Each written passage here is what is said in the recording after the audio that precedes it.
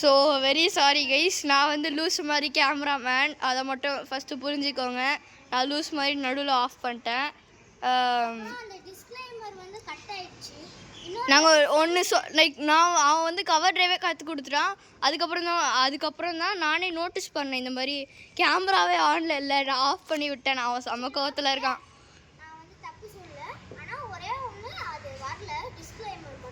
என்னன்னா வந்து அடிக்கும் போது லைக் கண்ணாடியில் படுறது, அதெல்லாம் லைக் கொஞ்சம் கேர்ஃபுல்லாக விளையாடிக்கோங்க.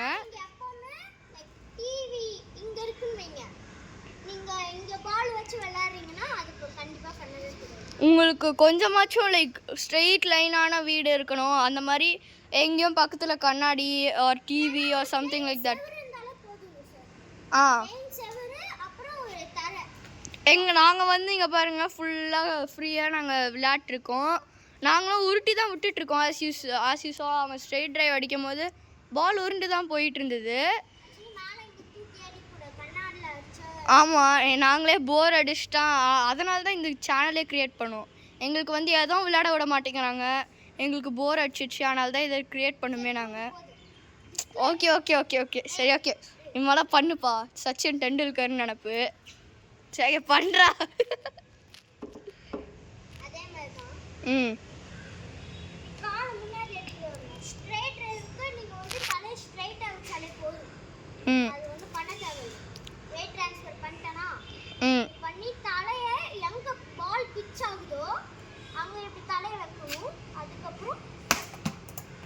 அவ்வளோதான். நீங்க பாதி பேர் என்ன பண்ணுவீங்கன்னா இங்க வைப்பீங்க பேட், லைக் இங்க பால் போயிடும். ஆமா, உங்க லெக் கிட்ட தான் வைக்கணும், அந்த மாதிரி தான் வைக்கணும். இப்போ நெக்ஸ்ட் டைம் சொல்றேன். நான் டிஃபென்ஸ் கொடுக்கட்டா? எனக்கு தான் டிஃபென்ஸ் வரும். ஏய், டிஃபென்ஸ் நான் என்ன பவுலிங்கா போட போறேன்? பவுலிங்லாம் போட தேவைடா, எனக்கு டிஃபென்ஸ் வரும். அது மட்டும் கற்றுக் கொடுத்துட்றேன், எனக்கு தெரிஞ்ச வரைக்கும். டிஃபென்ஸ் லாஸ்ட்டாக சொல்லி தரலாம். அப்படியா? சரி ஓகே. நெக்ஸ்ட் என்ன கற்றுக் கொடுக்குற? ஸ்கூப் தானே சொன்னேன். சரி, ஸ்கூப் கற்றுக் கொடுக்குறியா? உனக்கு தெரியுமா? ஓகே. எந்த பக்கம் ஸ்கூப்னு முதல்ல சொல்லிட்டு அதோட டீட்டெயில்ஸ்லாம் சொல்லிட்டு இது பண்ணி. ஏன்னா ஆஸ் யூ செட் நிறைய டைப்ஸ் ஆஃப் ஸ்கூப்ஸ் இருக்குது. இப்போ நீங்கள் வந்து இப்படி உட்காந்து இப்படி பண்ண போறீங்கன்னா இது ஒரு ஸ்கூப். ஹார்திக் பாண்டியா கீழே பார்த்துட்டே அடிப்பாங்க.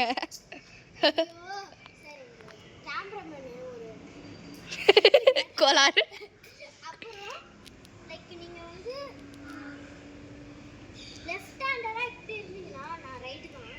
நம்பிட்டேன். சரி ஓகேடா, சரி ஓகேடா.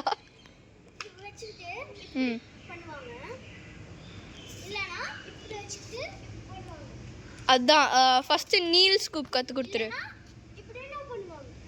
அது ஸ்கூப்புன்னு கணக்கு இல்லை, அது I don't think that's a scoop. Like அது பவுன்சர் போட்டால் பாலோட ஸ்பீட்லேயே மேலே தட்டி விட்டுடணும். அந்த இடத்துல ஃபீல்டர் இருக்கக்கூடாது, அப்படியே லைக் கிரவுண்டில் அந்த மாதிரி தட்டி விட்டுடணும் மேலே. ஓகே. ம். இப்போ வந்து நிறைய பேர் பார்த்துருப்பீங்க, நீங்களாம் என்ன பண்ணுவீங்கன்னா இப்படி தான் பண்ணுவீங்க.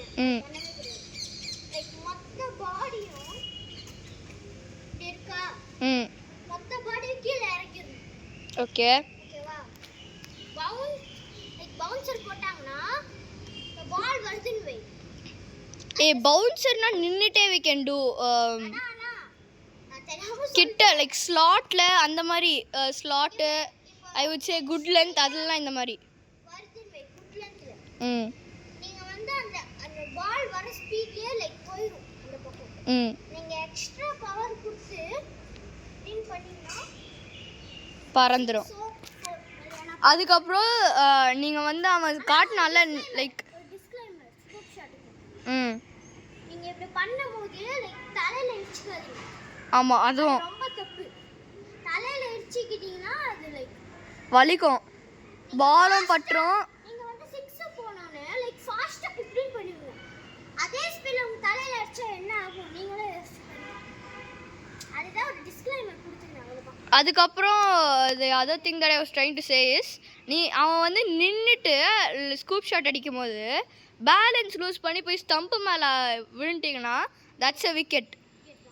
ஸோ வந்து பேலன்ஸ் லூஸ் பண்ணால் மெயினாக ஸ்டம்பில் போய் விழாதீங்க, கீழே கூட விழுந்துக்கலாம். அதுக்கு அதை அடிச்ச அப்புறம் ஸ்டம்பில் போய் விழுந்துடாதீங்க.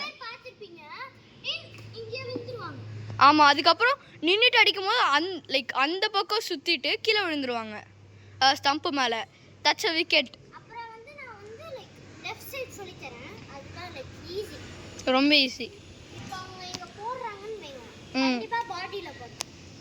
அப்போ வைட் இல்லைன்னு சொல்லுவாங்க. அதனால இப்படி வச்சுக்கணும் கால் இங்கே.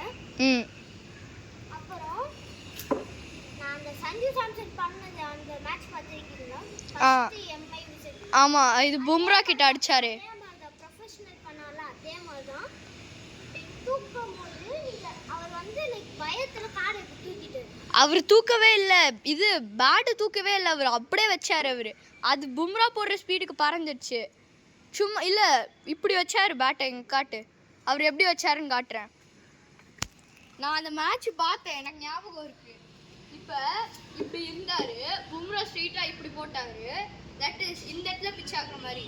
அவர் கொஞ்சம் ஃப்ரண்ட்ல வந்துட்டாரு, இப்படி பண்ணிக்கிட்டாரு, அவ்வளோதான். இப்படி வச்சாரு, லைக் கொஞ்சம் க்ராஸா இப்படி இப்படி வச்சதுல அங்க பட்டு அப்படியே பறந்துச்சு.